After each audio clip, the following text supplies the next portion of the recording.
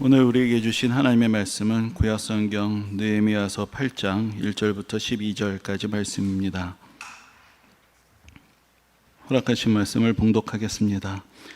이스라엘 자손이 자기들의 성읍에 거주하였더니 일곱째 달에 이르러 모든 백성이 일제히 수문 앞 광장에 모여 학사 에스라에게 여호와께서 이스라엘에게 명령하신 모세의 율법책을 가져오기를 청하며 일곱째 달 초하루에 제사장 에스라가 율법책을 가지고 회중 앞 곧 남자나 여자나 알아들을 만한 모든 사람 앞에 이르러 수문 앞 광장에서 새벽부터 정오까지 남자나 여자나 알아들을 만한 모든 사람 앞에서 읽음에 뭇백성이 그 율법책에 귀를 기울였는데, 그때 학사 에스라가 특별히 지은 나무 강단에 서고 그의 곁 오른쪽에 선자는 마띠랴와 스마와 아나야와 우리야와 힐기야와 마아세야요, 그의 왼쪽에 선자는 부다야와 미사엘과 말기야와 하순과 하스바다나와 스가랴와 무술람이라. 에스라가 모든 백성 위에 서서 그들 목전에 책을 펴니 책을 폈때에 모든 백성이 일어서니라. 에스라가 위대하신 하나님 여호와를 송축하며 모든 백성이 손을 들고 아멘 아멘 하고 응답하고 몸을 굽혀 얼굴을 땅에 대고 여호와께 경배하니라. 예수아와 바니와 세레비아와 야민과 악국과 사부대와 호디자와 마아세야와 그리다와 아사랴와 요사박과 하남과 블라야와 레위 사람들은 백성이 제자리에 서 있는 동안 그들에게 율법을 깨닫게 하였는데, 하나님의 율법을 책을 낭독하고 그 뜻을 해석하여 백성에게 그 낭독하는 것을 다 깨닫게 하니 백성이 율법의 말씀을 듣고 다 우는지라. 총독 느헤미야와 제사장 겸 학사 에스라와 백성을 가르치는 레위 사람들이 모든 백성에게 이르기를, 오늘은 너희 하나님 여호와의 성일이니 슬퍼하지 말며 울지 말라 하고, 느헤미야가 또 그들에게 이르기를, 너희는 가서 살찐 것을 먹고 단 것을 마시되 준비하지 못한 자에게는 나누어 주라. 이날은 우리 주의 성일이니 근심하지 말라. 여호와로 인하여 기뻐하는 것이 너희의 힘이니라 하고, 레위 사람들도 모든 백성을 정숙하게 하여 이르기를, 오늘은 성일이니 마땅히 조용하고 근심하지 말라 하니, 모든 백성이 곧 가서 먹고 마시며 나누어 주고 크게 즐거워하니, 이는 그들이 그 읽어 들려준 말을 밝히 알미라. 아멘.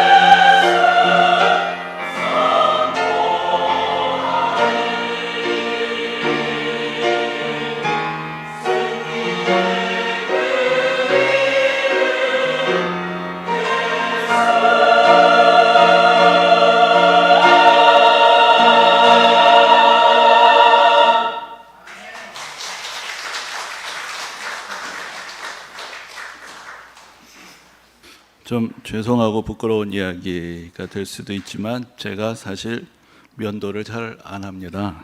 보통 주일 아침에 면도를 하는데 오늘 아침에 조금 있다가 여러분들 들으시면 아시겠지만 오늘 설교가 좀 복잡하고 깁니다. 그래서 이걸 어떻게 정리할까 아침에 끙끙대면서 면도하는 것을 잊고 일부 예배를 드리게 되었는데 그러다가 저를 본 분들에게 약간의 서프라이즈를 드렸습니다. 주일만 뵙는 분들은 잘 모르시는데 월, 화, 수, 목, 금, 토 하면 이게 점점 잘하는 거죠. 그래서 왜 수염을 안 깎으시냐 하면은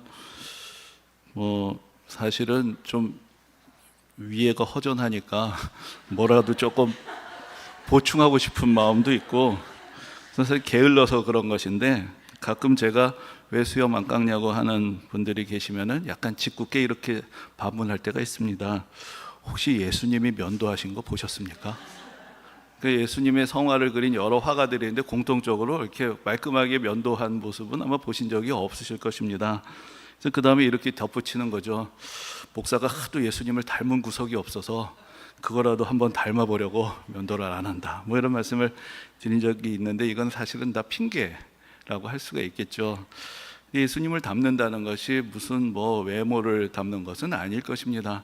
진정으로 예수님의 말씀에 따라서 우리 마음의 중심이 그 순종하는 마음으로 살아가는 것을 말하는 것이고 우리의 신앙도 어떤 외형을 갖추는 것, 어떤 흉내를 내는 것이 중요한 것이 아니라 우리 마음의 중심에 하나님 말씀이 살아있어서 그 말씀에 순종하며 살아가는 것이 더 중요할 것입니다. 우리가 이스라엘 백성들의 역사를 쭉 살펴보고 있는데 오늘 본문 방금 봉독해드린 말씀에 보면은 이스라엘 백성들이 하나님의 말씀을 듣고 깨닫고 통곡하고 또 즐거워하는 그런 말씀이 그들의 삶의 회복이 되고 있는 그런 장면을 우리에게 보여주고 있습니다. 근데 우리가 지금 계속해서 이 성경을 같이 한 주간의 말씀을 읽고 또 같이 정리해보는 시간을 가지고 있는데 이게 점점 뒤로 갈수록 이렇게 정리할 내용이 많아지겠죠. 그래서 설교 시간도 그렇게 해서 슬금슬금 늘어나고 있는데 그래도 우리가 정리를 안 하고 새로운 이야기만 들으면 또 특별히 이렇게 정리하는 시간이 주어졌을 때 그 정리를 하는 것이 더 필요할 것 같아서 오늘도 잠깐 좀 정리를 한번 해보려고 합니다. 그래서 구약 성경의 처음에 5권의 책을 우리가 모세오경 혹은 율법서라고 부르죠. 창세기, 출애굽기, 레위기, 민수기, 신명기 5권의 책인데 그 다음에 이어지는 여호수아서부터 시작되는 책들을 우리가 역사서라고 부릅니다. 그래서 여호수아서에는 이스라엘 백성들이 광야 생활을 마치고 가나안 땅에 들어가서 그 땅을 정복하고 또 분배하는 이야기가 기록이 되어 있습니다. 여호수아서 다음에는 사사기가 나오죠. 그러니까 사사기는 그 사사라는 이름 그대로 사사라는 직책을 가졌던 12명의 사사들이 이스라엘 백성들을 이끌었던 그런 시대의 이야기입니다. 그리고 사사기 뒤에 룻기라는 짧은 책이 있는데 여기에는 이 사사 시대에 있었던 한 일화를 다루고 있는데 여기서 바로 뒤에 나오게 되는 다윗 왕의 집안의 이야기들을 우리가 들을 수가 있습니다. 그리고 나서 이제 있는 책이 바로 사무엘상, 사무엘하 2권의 책인데 이 2권의 책의 내용은 크게 보면은 다윗의 일대기라고 할 수 있을 만큼 다윗을 중심으로 이스라엘 백성들이 어떻게 나라를 세우게 되었는가 그 과정을 보여주는 것입니다. 그리고 나오는 책이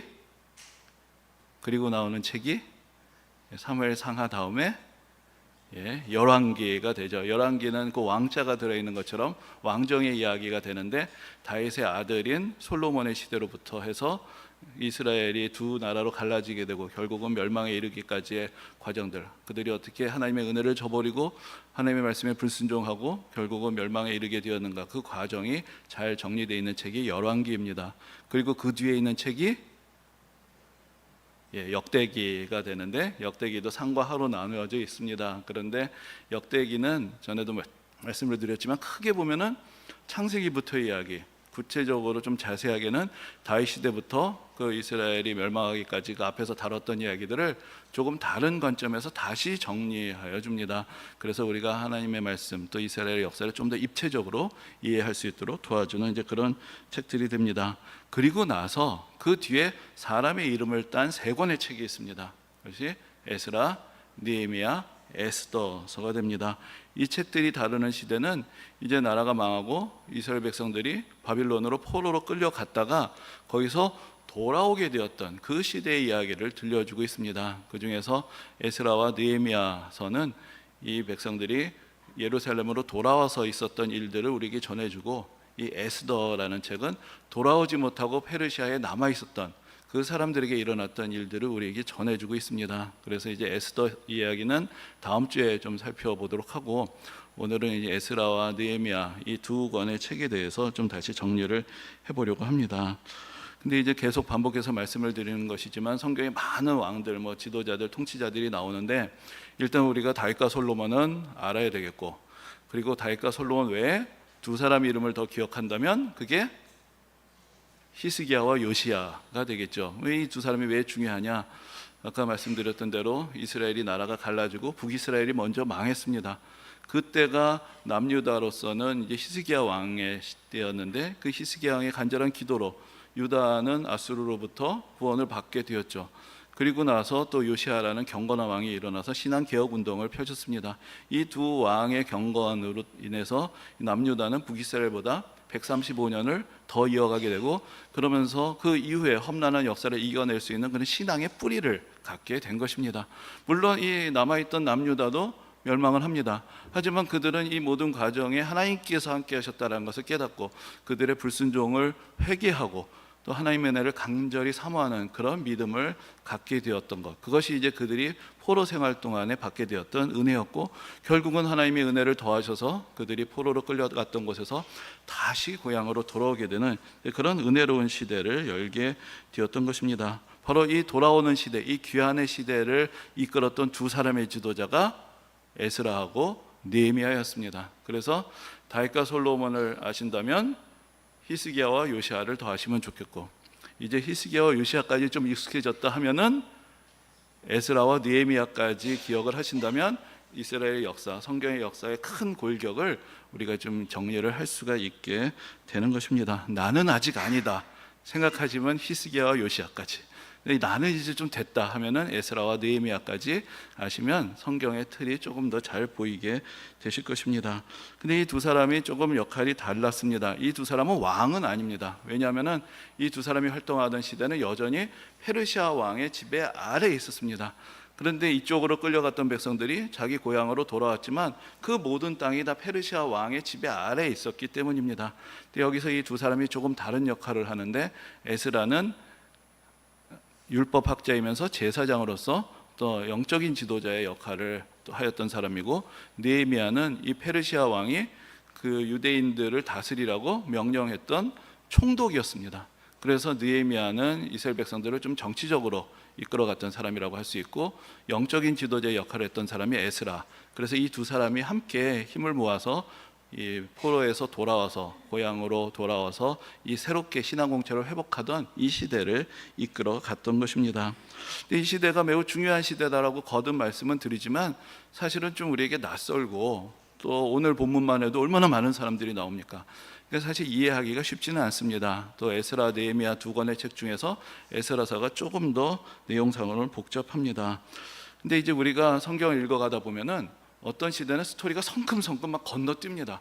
그래서 창세기의 마지막 장은 이스라엘 백성들이 애굽으로 내려가는 걸로 끝나는데, 출애굽기로 쫙 넘기면 벌써 430년이 지났습니다. 어떤 시대를 막 성큼성큼 건너뛰게 되죠. 그런데 어떤 시대는 아주 자세하게 기록이 됩니다. 그래서 바로 이 출애굽기부터 이어지는 시대를 보면은 이스라엘 백성들이 광야 생활을 하는 그 40년은 출애굽기, 레위기, 민수기, 신명기 이 네 권의 책에 상대하게 기록이 되어 있습니다.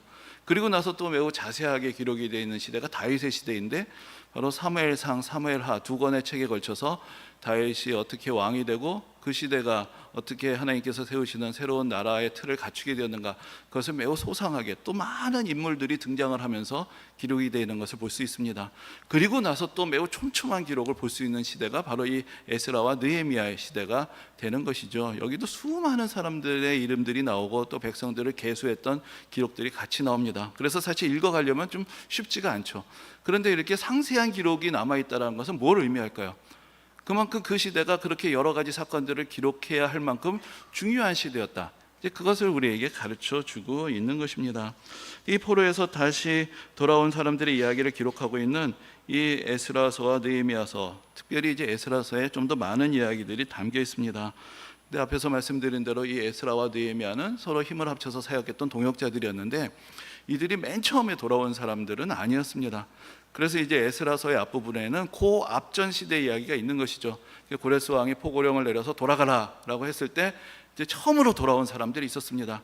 이 사람들이 이제 돌아와서 성전을 먼저 건축하게 되었는데 그 이야기를 먼저 1장부터 6장까지 정리해주고, 그리고 에스라서는 에스라의 이름을 딴 책이지만 7장에 가서 에스라가 등장을 하게 됩니다.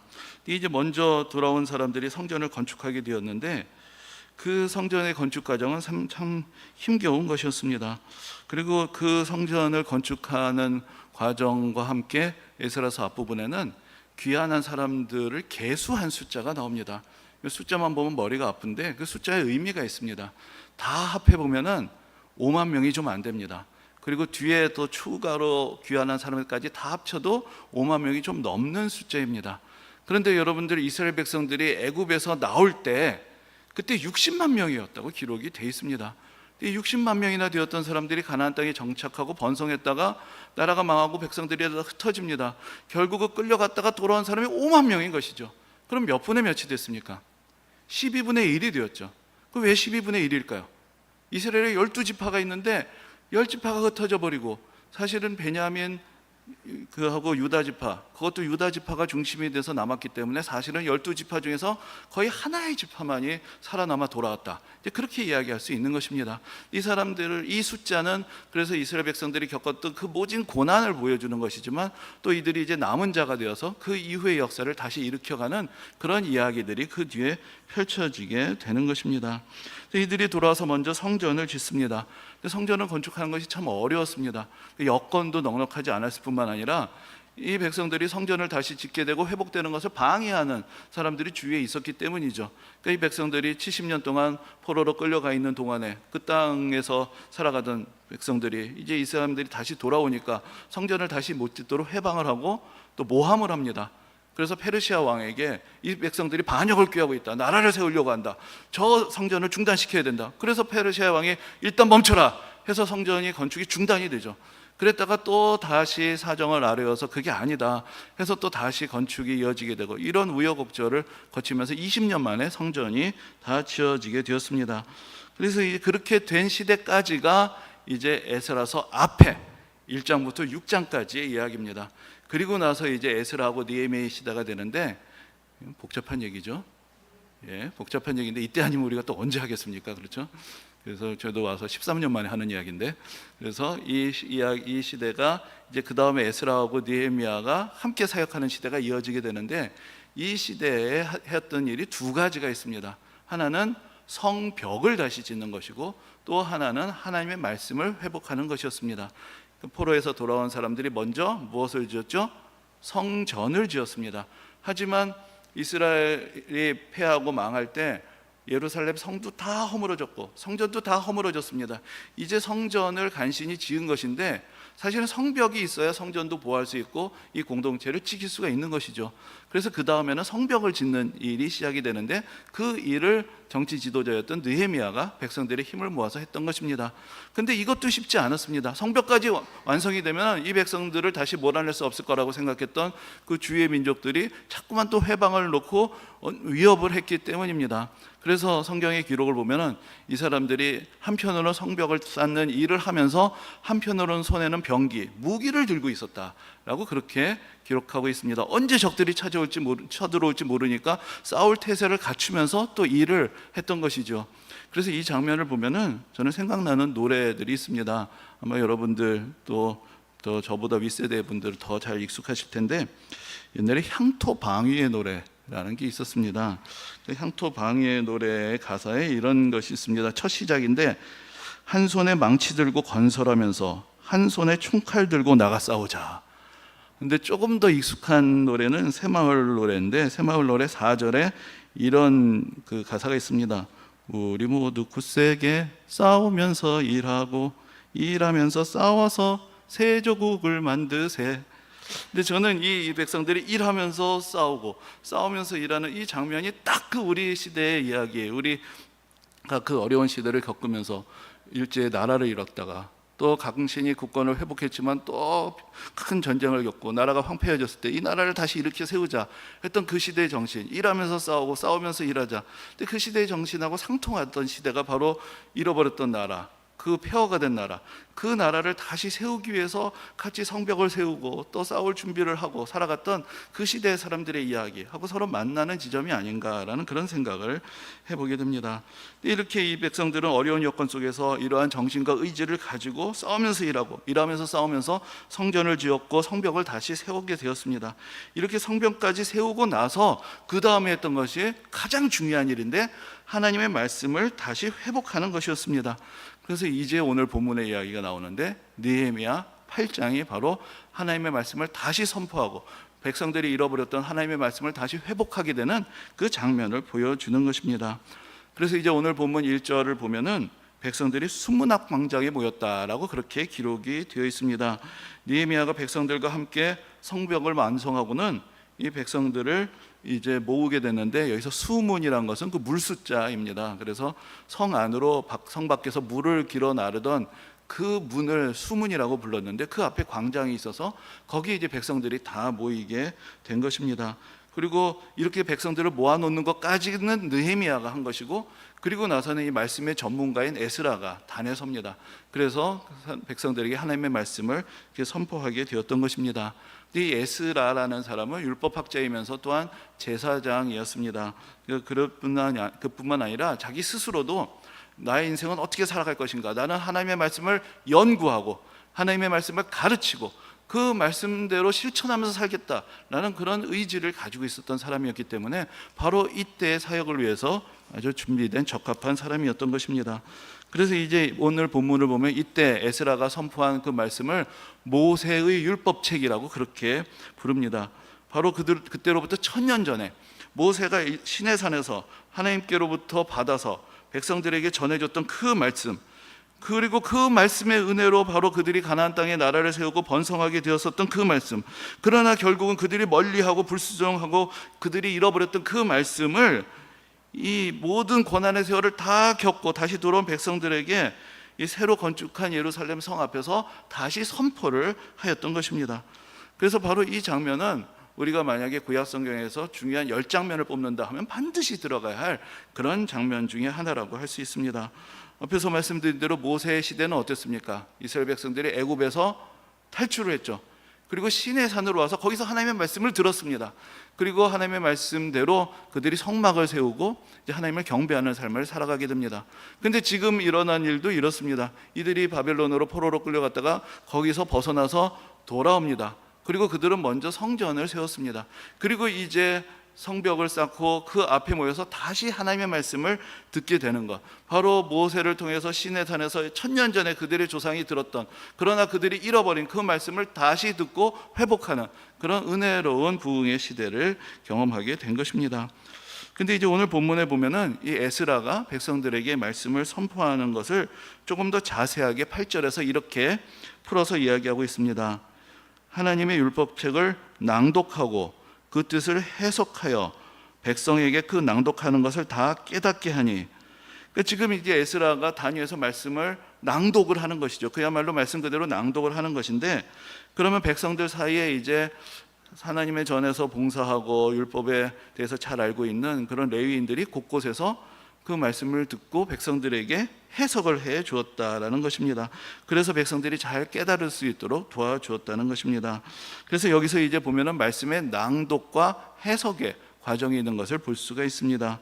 사실 지금 우리가 하고 있는 것도 그와 비슷한 것이죠. 한 주간의 말씀을 읽고 그리고 나서 그 뜻이 무엇인가를 같이 해석하면서 설명하면서 정리를 해드려서 그 말씀의 뜻을 깨달을 때 우리가 그 말씀대로 살아갈 수가 있게 되는 것입니다. 그리고 또 우리가 예배 순서를 생각을 해보면은 먼저 예배 시간에 성경 봉독의 시간이 있죠. 성경 봉독은 성경 말씀 그대로 봉독하는 것입니다. 낭독하는 것입니다. 그리고 설교가 있습니다. 설교는 봉독하여 드린 말씀, 우리가 선포된 그 말씀 앞에 서 있을 때 그 말씀의 뜻을 해석해서 우리가 그 말씀의 뜻을 깨닫고 그 말씀대로 살아갈 수 있도록 돕는 그런 시간이 설교 시간이 됩니다. 그래서 사실 예배의 가장 하이라이트는 언제인가? 바로 성경을 봉독하는 시간입니다. 그 말씀을 우리가 듣는 것입니다. 우리 모두가 하나님 앞에 서 있는 그 말씀 앞에 서 있는 그 시간이고, 그리고 나서 그 말씀의 뜻을 깨닫고 실천하고 감사하고 봉헌하고 찬양하는 그런 일들이 이루어지게 되는 것입니다.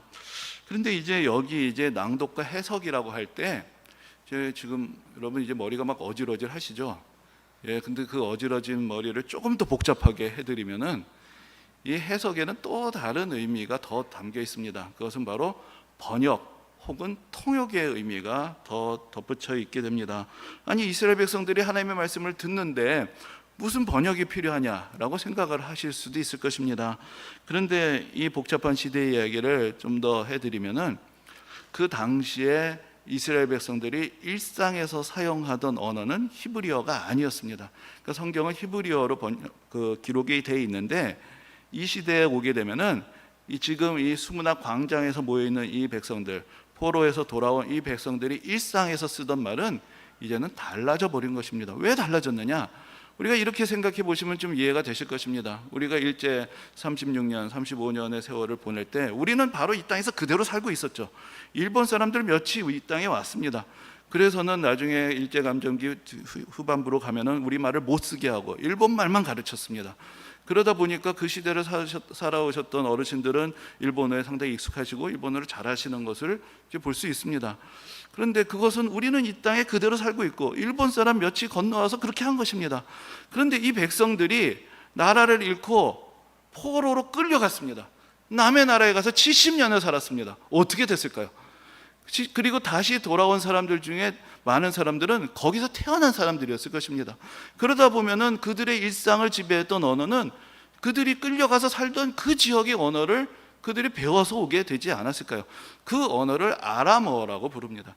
이 아람어가 그 당시 바벨론과 페르시아에서 사용되던 공용어였습니다.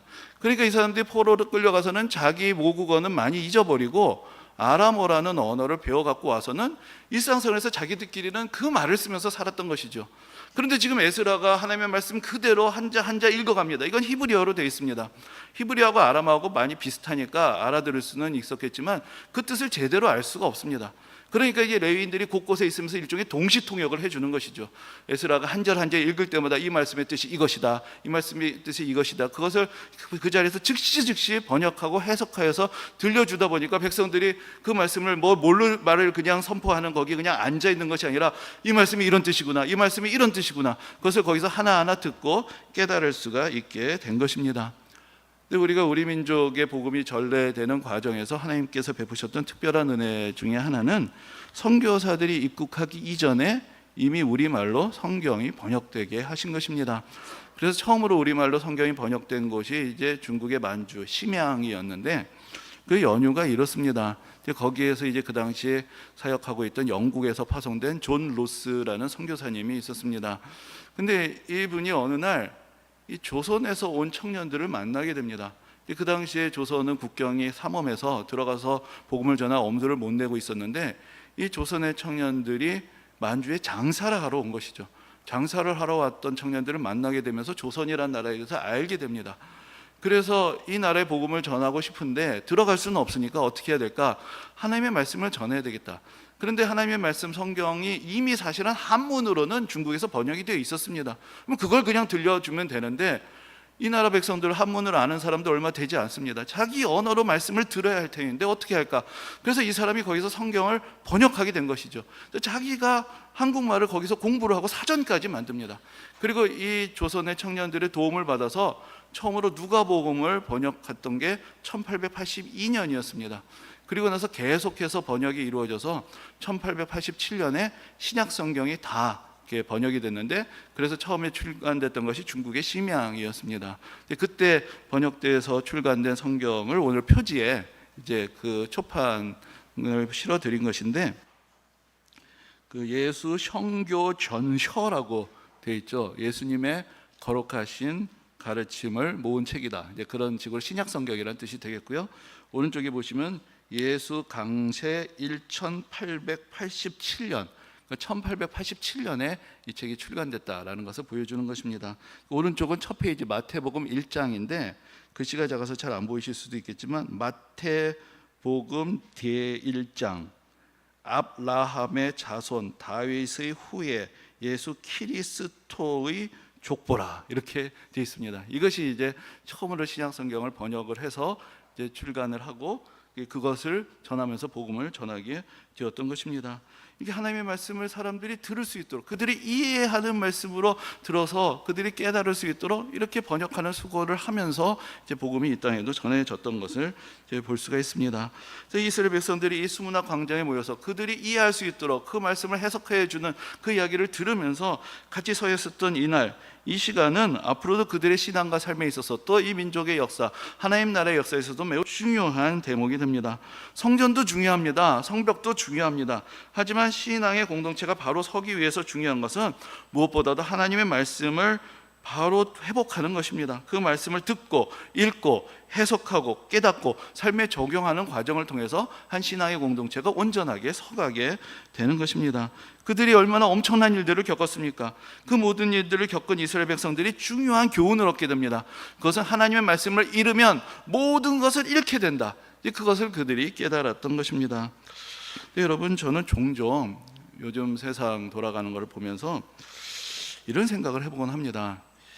21세기를 살아가는 우리는 과연 지난 시대의 역사로부터 어떤 교훈을 얻었는가, 그리고 우리는 앞으로 어떤 세상을 만들어 가야 할 것인가 라는 생각입니다. 영국의 역사가 홉스봄이 지난 20세기를 가리켜서 극단의 시대라고 그렇게 불렀습니다. 자유주의, 공산주의, 민족주의 같은 이념은 이미 19세기부터 등장을 했지만 그것이 20세기가 되면 극단화됩니다. 그리고 여러 국가들이 공산주의, 민족주의, 이것을 파시즘, 이런 것을 국가의 이데올로기로 받아들이면서 사람들이 이 이념에 사로잡혀서 극단을 치닫는 그런 시대가 되었습니다. 그래서 인류 역사상 가장 비극적인 전쟁, 그것을 두 차례나 치르게 되었고, 그것도 모자라서 전 세계가 두 편으로 갈라져서 양편을 완전히 몰살시킬 수 있는 핵무기를 수천 기씩 쌓아놓고 극단의 대립을 했던 시대, 그것이 바로 20세기였습니다. 하나님의 말씀을 떠나고 이념에 사로잡힌 세대가 어떠한 극단까지 내몰리게 되었는가, 그것을 생생하게 보여주고 경험하였던 그런 시대였습니다. 그런데 그래도 저는 이 20세기를 살아갔던 사람들, 또 여기 계신 분들 대부분도 사실은 20세기의 또한 주역들이었다고 할 수가 있는데, 그분들에 대해서 후대의 역사가는 그래도 긍정적인 평가를 내릴 수가 있을 것이다 라는 생각을 해봅니다. 그것이 무엇이냐면은, 적어도 20세기는 그렇게 극단적인 대립과 전쟁의 시대, 서로 멸망시킬 수 있는 핵미사일을 수천 기씩 쌓아놓고 대립했지만 정작 그 미사일 버튼을 누르지 않을 정도의 자제력과 지혜를 가진 시대였다. 20세기를 그렇게 평가하게 되지 않을까라는 그런 두려움이 있는 것입니다. 여러분, 저는 요즘 국내에서 벌어지는 일들을 보면서 과연 21세기를 살아가는 인류가 그 최소한의 지혜를 이어받고 극단적인 이념과 민족주의, 이제는 아예 종교적인 갈등까지 뒤엉킨 이 갈등의 시대를 벗어나서 평화로운 시대를 만들 수 있을 것인가, 아니면 그 최소한의 교훈과 자제력도 잃어버리고 더 극한, 더 비극적인 상황을 빚어내게 될 것인가, 우리는 지금 그 기로에 서 있다라는 그런 생각을 해보게 됩니다. 여러분, 이 극단이라는 것이 참 무서운 것인데 20세기와 21세기 차이가 무엇이냐? 20세기는 극단적인 상황에서 극단적인 언어를 사용했습니다. 정말로 죽기 살기로 대립하고 싸웠기 때문에 죽기 살기의 언어들이 일상화됐습니다. 그래서 우리 시대는 죽고 사는 문제로 통해서 극단화된 언어들이 점점 삶의 곳곳에 일상적으로 아무런 감각 없이 퍼지는 그런 시대가 되었다는 것입니다. 그래서 제가 신학대학원을 다닐 때 그 신학교 앞에 빈 땅이 있었는데 그 땅의 주인이 건물을 세우게 됐습니다. 물론 자기 땅에 자기 건물을 세운 것이죠. 근데 그러다 보니까 신학교 들어가는 통행로가 공사 때문에 방해를 받게 됐는데, 그래서 학생들의 불편함을 대변하고자 했는지 그 신학대학원 학우회에서 이런 플래카드를 걸었습니다. 무슨 건물 신축 결사 반대. 근데 그것을 보면서 어떤 신학생들이 이렇게 질문을 하게 된 것이죠. 아니, 신학생들이 이 결사라는 말은 목숨을 건다는 건데, 목숨을 걸고 복음을 지키는 게 아니고 목숨을 걸고 건물 신축, 지 땅에 지가 짓는 건축 건물을 반대하는 게 말이 되는가. 그래서 결국은 그 플래카드를 띄게 됐습니다. 근데 여러분, 결사 반대란 말 우리가 얼마나 자주 씁니까? 근데 여러분, 그게 정말로 목숨을 걸 만한 일들입니까? 옛날에는 목숨을 걸어야 하는 상황에서 목숨을 걸고 반대한다, 살기 아니면 죽기다 그랬습니다. 그 시대는 그랬습니다. 근데 지금은 그런 시대는 아니지 않습니까? 죽기 살기로 우리가 반대해야 될 일이 얼마나 많습니까? 그런데 우리의 언어는 이미 그렇게 되어버렸습니다. 언어 자체가 너무 극단화되어 버린 시대를 살아가고 있는 것입니다. 그래서 언어가 사실은 힘을 잃어버린 것입니다. 생각이 다를 수도 있고 정치적인 관점이 다를 수도 있고 이해관계가 상충될 수도 있습니다. 그러나 오늘날 많은 이들이 죽고 사는 문제입니까? 그렇지 않습니다. 그러나 언어들은 극단을 치닫습니다. 이번 달에 우리가 암송하는 말씀이 무엇입니까? 화평하게 하는 사람들이 복이 있다. 우리는 그 말씀을 암송을 하고 있습니다. 사람들의 말이 격화되는 시대에 우리는 하나님의 말씀으로 돌아가야 합니다. 하나님의 자녀들이 해야 하는 일은 바로 하나님께서 축복하시고 복을 내리시는 그 일은 갈라진 세상에 다리를 놓는 것이고 화평하게 하는 것이다. 그것을 우리는 기억해야 하는 것입니다.